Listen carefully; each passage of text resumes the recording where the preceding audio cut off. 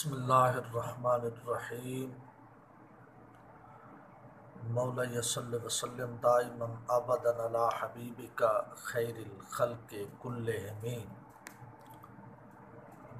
آج نہایت ہی افسوس کے ساتھ آپ کے سامنے حاضر ہوئے ہیں۔ میرا مالک کائنات قرآن پاک کے اندر ارشاد فرماتا ہے والفتنۃ اشد من القتل، کہ فتنہ جو ہے یہ قتل سے بھی زیادہ برا ہے۔ تو اسی کے تناظر کے اندر ہی ہم دیکھیں اور ملاحظہ کریں اور غور کریں تو عجیب سی تصویر ہمارے سامنے آتی ہے کہ جو اسلام اور جو دین غیر مسلموں کا اتنا خیال رکھا کرتا تھا، تو اس دین کے اندر اور اس اسلام کے دامن کے اندر مسلمانوں کے لیے کیا مقام ہوگا اور کیا عزت ہوگی اور کیا رفعت ہوگی۔ تو اسی کو مد نظر رکھتے ہوئے جب جڑاں والا عیسائیوں والا پروگرام بنا، عیسائیوں نے گستاخی کی، انہوں نے بکواس کی، اسلام کے خلاف اور قرآن کی توہین کی، لیکن یہ ہمارے جو لونڈے لفنگے بیٹھے ہوئے ہیں، انہوں نے جا کر ادھر کیا اعلانات کیے اور مسلمانوں کو ہی گرفتار کرنا شروع کیا۔ اس کی وجہ کیا تھی کہ جو گنہگار تھے، جنہوں نے یہ کام کیا، گنہگار تو خیر اس کے اندر کوئی بھی نہیں تھا، انہوں نے صحیح کیا، جس نے بھی گستاخی کی اس کو جلا ہی دینا چاہیے تھا۔ لیکن بہرحال انہوں نے لفنگوں نے کیا کیا کہ جا کر اور مسلمانوں کی گرفتاریاں بھی شروع کر دیں، تاکہ اوپر بیٹھا ہوا ہمارا بابا جانی بڑا خوش ہو کہ دیکھو ہمارے عیسائیوں پر مسئلہ بنا ہے تو یہ کتنے کھل کر میدان کے اندر آ گئے ہیں جو ہمارے کتے باندھے ہوئے ہیں۔ اگر اس طرح کا معاملہ بنے تو پھر یہ اپنے باپ کو خوش کرنے کے لیے اتنا کھل کر سامنے آ جاتے ہیں اور مسلمانوں کی ہی پکڑ دھکڑ شروع کر دیتے ہیں، جو اس کے اندر انوال بھی نہیں ہوتے، ان کی پکڑ دھکڑ شروع ہو جاتی ہے۔ اور پھر یہ بھی اعلان کیا جاتا ہے اوپر والے بابوں کو خوش کرنے کے لیے کہ ہم آپ کو مکانات تعمیر کر کے دیں گے، فلاں کریں گے، یہ معاملات بھی سامنے آ جاتے ہیں۔ اچھا، میں یہ پوچھنا چاہتا ہوں حکومت پاکستان سے، یا جتنے بھی گماشتے ہیں، مستنڈے ہیں حکومت کے، ان سے میں یہ پوچھنا چاہتا ہوں کہ جناب اگر آپ کے بابوں کے خلاف کوئی بات کی جائے اور آپ کے بھائیوں کے خلاف کوئی کام کیا جائے جو کہ پاکستان کے اندر مملکت خدا داد کے اندر ہی رہتے ہوئے مسلمانوں کے مذہبی جذبات کو مجروح کریں اور مسلمانوں کے قرآن پاک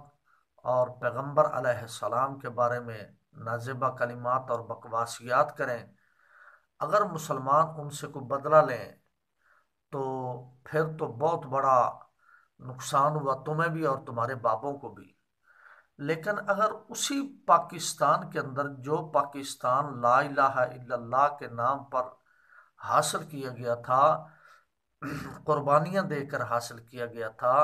70,000 ماؤں کی شہادتوں کے ساتھ حاصل کیا گیا تھا، لا تعداد اور بے تعداد مسلمانوں کی قربانیوں کے ساتھ، جس کے اندر بچے، نوجوان، بوڑھے، لاغر، کمزور، ہر قسم کے مسلمان اور ہر قسم کی انسانیت موجود تھی، ان کے بل بوتے پر، ان کی شہادتوں پر اللہ کے فضل اور اس کے رسول اللہ صلی اللہ علیہ وسلم کی نگاہ کرم سے جو پاکستان اسلام کے نام پر اور دین کے نام پر اور کلمہ کے نام پر جو حاصل کیا گیا، تو اس پاکستان کے اندر اگر جلوس میلاد النبی صلی اللہ علیہ وسلم کا نکالا جا رہا ہو حضور علیہ الصلوۃ والسلام کی آمد مبارک کی خوشی کے اندر جلوس نکالا جا رہا ہو، اور اس کے اندر وہی انہی گماشتوں میں سے یا کوئی آ کر حملہ کر دے اور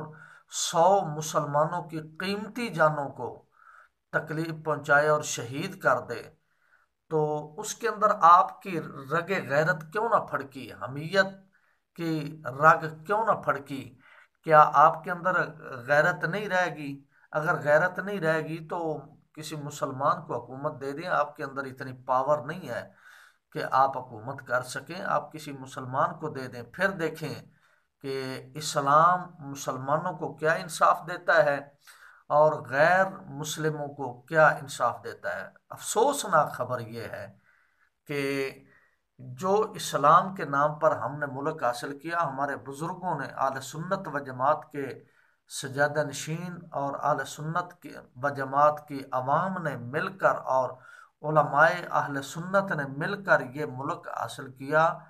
مسلمانوں کو لے کر دیا یہی ملک، اور انہی مسلمانوں کو اندر ڈالا جا رہا ہے جیلوں کے اندر۔ کبھی کوئی دفعہ لگا کر، پہلے تو چلو وہ لمبی ٹانگوں والا کمینہ تھا، اس نے ان کو ڈالا جیلوں کے اندر، تو اب کون ہے؟ یا جڑا والا کے موقع پر کون تھا جو مسلمانوں کو جیلوں کے اندر ڈال رہا تھا اپنے بڑے باباؤں کو خوش کرنے کے لیے اور اپنے جو ہے آباء و اجداد کو خوش کرنے کے لیے؟ کون تھا جو ڈال رہا تھا جیلوں کے اندر؟ جب وقت پڑا اس گلشن پہ دے خون جگر ہم پیش رہے، اب وقت بہارا کہتی ہیں جا جا رے تیرا نام نہیں۔ یہ اصول تم نے کہاں سے اپنا لیا کہ جو قربانی دینے والے تھے، جو خون جگر دے کر ان پاکستان کے پودوں کو سینچنے والے تھے، اب انہی کو تم نے گرفتاریاں شروع کر دیا اور انہی کو دہشت گرد بنانا شروع کر دیا اور انہی پر 780 لگانا شروع کر دیا، اور انہی پر جھوٹ بول بول کے تم نے مقدمات بنانے شروع کر دیے اور کیس کرنے شروع کر دیے۔ کیا یہی انصاف کا تقاضا تھا؟ بہرحال تم سے ویسے بھی انصاف نہیں ہو سکتا، کیونکہ دنیا داروں کے پاس انصاف ہو ہی نہیں سکتا۔ اگر انصاف ہوگا تو اللہ تبارک و تعالیٰ کے دین کے اندر انصاف ہوگا، اور اگر انصاف ہوگا تو اسلام کے اندر انصاف ہوگا، اور اسلام انصاف، بھائی چارہ اور دوستی کا ہاتھ بڑھاتا ہے اور حق ادا کرتا ہے کن لوگوں کے لیے؟ جو اسلام کو مانے یا اسلام کو نہ مانے، اسلام سب کو جو ہے حق اور داد رسی عطا کرتا ہے، اور حقیقت کی تصویر سے لے کر حقیقت تک پہنچاتا ہے اسلام، بشرطے کہ اسلام نافذ ہو۔ کتنا عرصہ ہو گیا امیر المجاہدین بابا خادم حسین رضوی رحمۃ اللہ علیہ، حضرت علامہ کنز العلماء ڈاکٹر محمد اشرف آصف جلالی صاحب قبلہ مدد اللہ العالی، اور ان تمام حضرات نے جب کوششیں کیں، ان کی کوشش و بسیار کے بعد نتیجہ تم نے کیا نکالا کہ یہ لوگ دہشت گرد ہیں۔ جی تمہیں کس نے کہا دہشت گرد ہیں؟ جی ہمیں اور کسی نے نہیں کہا، یورپی یونین نے کہا ہے کہ یہ لوگ دہشت گرد ہیں۔ کیا ہمارے فیصلے یورپی یونین کرے گی؟ ادھر جا کر دیکھیں، مستونگ کے اندر ادھر جا کر دیکھیں کہ کس طرح علاقہ ہنگو جو ہے اس کے اندر خون کی ندیاں بہہ گئی ہیں، اور مسلمانوں کے خون اس طرح بہہ رہے ہیں جس طرح کہ پانی بہتا ہے، پانی کی طرح مسلمانوں کا خون بہہ گیا، اور تقریباً 100 شہادتیں ہو چکی ہیں جو ہماری رپورٹ کے مطابق ہیں۔ تو ان 100 شہادتوں کا ذمہ دار کون ہے؟ میرا سوال یہ ہے۔ اچھا ویسے ہم کہتے ہیں کہ ہماری ایجنسیاں بڑی تیز ہیں، 1 منٹ میں بندے کو تلاش کر لیتی ہیں، قاتل کو ڈھونڈ لیتی ہیں، فلاں کر لیتی ہیں، تقریر کرنے والے کو ڈھونڈ لیتی ہیں، منٹ لگاتی ہیں، فلاں کرتی ہیں، ان کے پاس پورا ریکارڈ ہوتا ہے۔ تو اگر مولویوں کا ریکارڈ آپ کے پاس ہے، یا لبیک والوں کا، یا صحیح سچے مسلمانوں کا ریکارڈ آپ کے پاس ہے، تو پھر وہ جو بم بلاسٹ کرنے والے تھے، جو مسلمانوں کو شہید کرنے والے تھے، ان کا ریکارڈ آپ کے پاس کیوں نہیں ہے؟ یا ویسے بھی بڑی خوش گپی کے اندر یہ بات کی جاتی ہے، اور پتہ نہیں مسلمانوں کے کانوں کے اندر منافقت کا زہر گھولنے کے لیے یہ بات کی جاتی ہے، یا پتہ نہیں حقیقت اس کے اندر ہے یا نہیں۔ بہرحال مجھے اس بات کا نہیں پتہ، اتنا ضرور پتہ ہے کہ جن ایجنسیوں کو اسلام کے لیے اور پاکستان کے لیے اور پاکستان کے امن و سلامتی کے لیے کام کرنا چاہیے تھا، وہ غیروں کے اشاروں پر کام کیوں کرتی ہیں، مجھے یہ آج تک سمجھ نہیں آئی۔ بہرحال اس طرف نہیں ہم جائیں گے۔ میرا عرض کرنے کا مقصد یہ ہے کہ ایجنسیوں کو جناب 1 مہینہ، 5 مہینے، سال، 2 سال، 5 سال پہلے پتہ چل جاتا ہے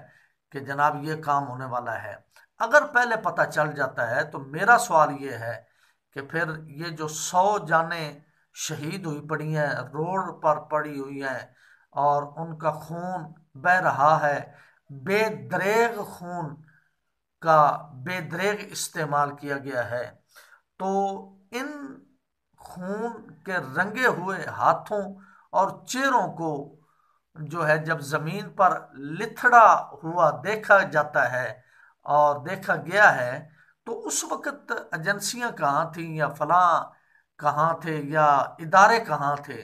جو یہ دعویٰ کرتے ہیں کہ جناب ہمیں پہلے پتہ چل جاتا ہے؟ تو میری سب سے بڑی ریکویسٹ یہی ہے کہ ان کے قاتلوں کو گرفتار کیا جائے اور فی الفور ان کو کیفر کردار تک پہنچایا جائے،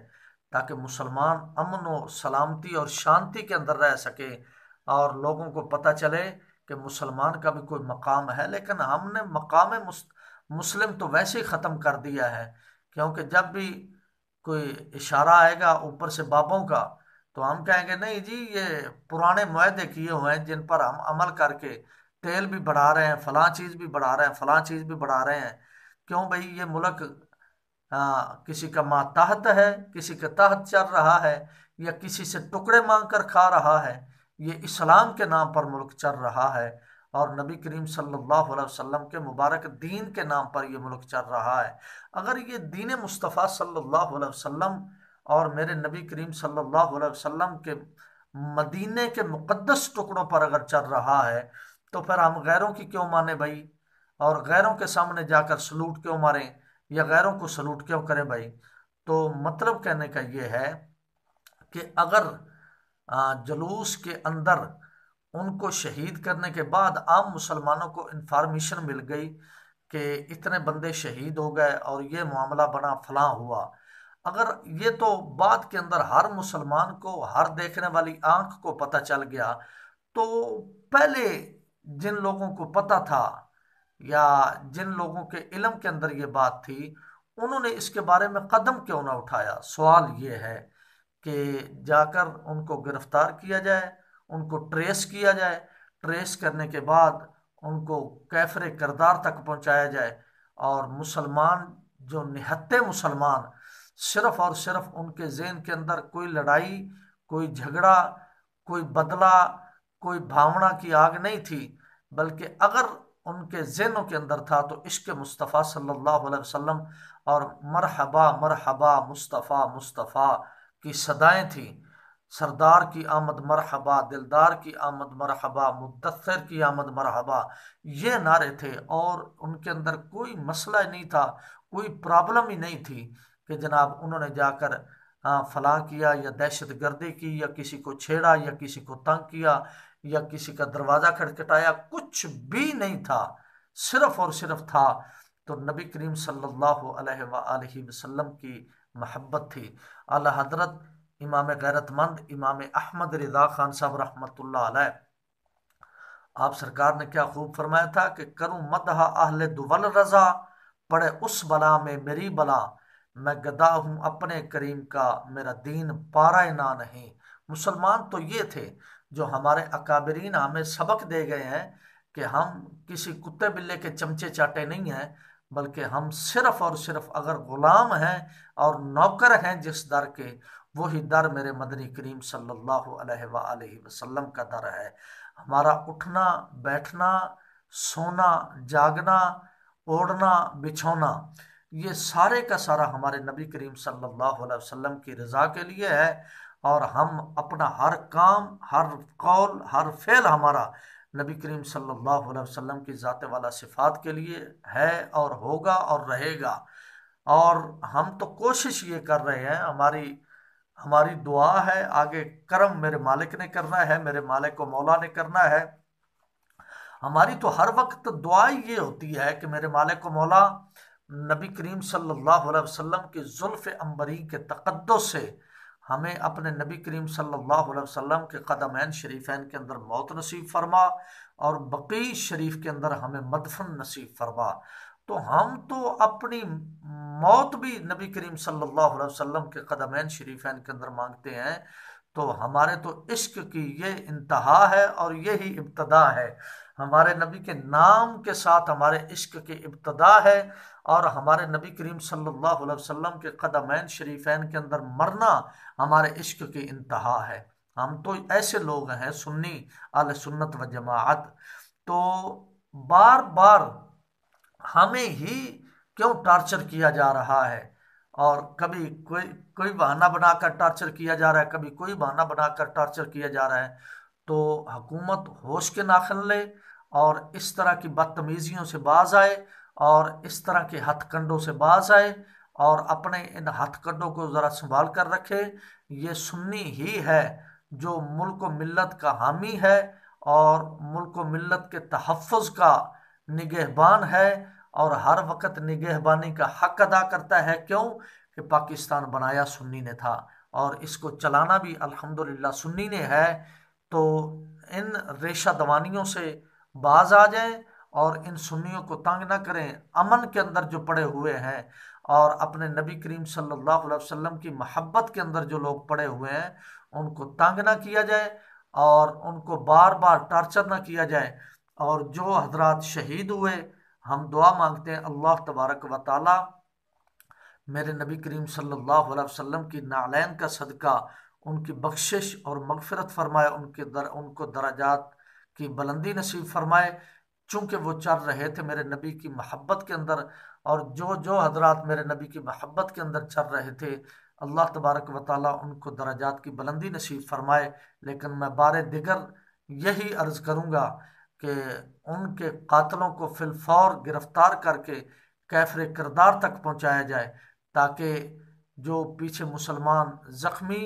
اللہ تبارک و تعالیٰ ان کو شفائے کلی اور صحت کلی نصیب فرمائے، تو تاکہ دنیا کفر کو پتہ چل جائے کہ اب انصاف ہوا ہے، اور حقیقت میں جس کو انصاف کہتے ہیں وہی انصاف ہوا ہے۔ اللہ تبارک و تعالیٰ میرے نبی کریم صلی اللہ علیہ وسلم کی نعلین کے تقدس سے سب مسلمانوں کو امن و سلامتی نصیب فرمائے، اور سب مسلمانوں کو نبی کریم صلی اللہ علیہ وسلم کے در دولت کا نوکر بنا دے، اور حضور علیہ الصلوۃ والسلام کی نوکری کے اندر ہی موت نصیب فرمائے، اور حضور علیہ الصلوۃ والسلام کے قدمین شریفین کے اندر موت نصیب فرمائے۔ اللہ تبارک و تعالی میرے نبی کی عظمت کا صدقہ میرے نبی کا اور مقام بلند فرمائے، اور میرے نبی کریم صلی اللہ علیہ وسلم کی ذات والا صفات کو مقام محمود نصیب فرمائے۔ اور یقین جانیں جس دن میرے نبی کریم صلی اللہ علیہ وسلم، ویسے تو میرے نبی کا ہر سانس ہی مقام محمود پر فائز نظر آتا ہے، اور میرے نبی کا ہر اٹھنے والا قدم ہی مقام محمود پر نظر آتا ہے، لیکن جس وقت میرے نبی کریم صلی اللہ علیہ وسلم فعلی طور پر بیٹھ جائیں گے مقام محمود پر، اس وقت اور کوئی خوش کیسے ہوگا؟ کوئی منافق ہے، اور کوئی یہودی، کوئی عیسائی، کوئی مرزائی، اور کوئی ان کا چمچہ چاٹا ہے، لیکن اس وقت سنیوں کا دل بڑا خوش ہوگا اپنے نبی کا مرتبہ علو دیکھ کر۔ اللہ تبارک و تعالیٰ میرے نبی کی عظمت والا شان کے تصدق سے میرے نبی کو مقام محمود نصیب فرمائے۔